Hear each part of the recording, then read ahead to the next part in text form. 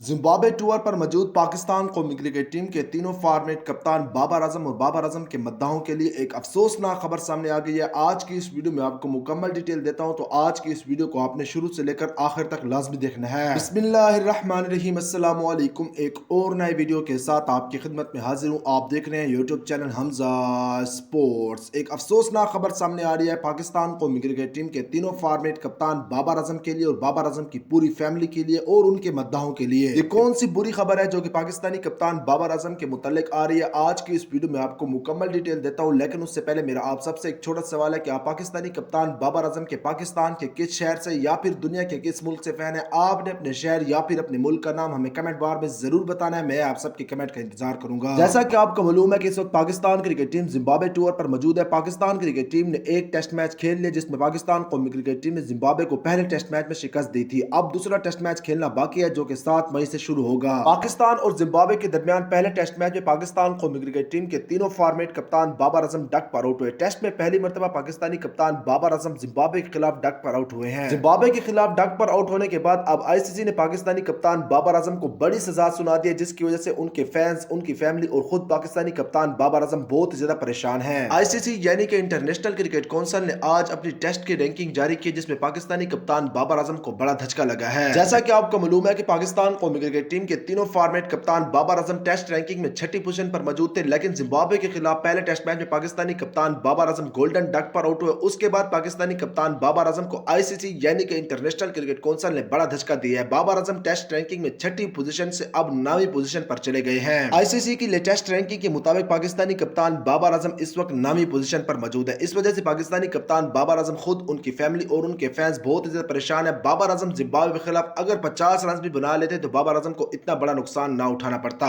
ये थी आज की वीडियो। इंशाल्लाह बहुत जल्द किसी और नए वीडियो के साथ आपकी खिदमत में हाजिर हूंगा। तब तक अपना ख्याल रखिएगा। चैनल को जरूर सब्सक्राइब करके बेल आइकन को जरूर क्लिक कीजिएगा। अल्लाह हाफिज।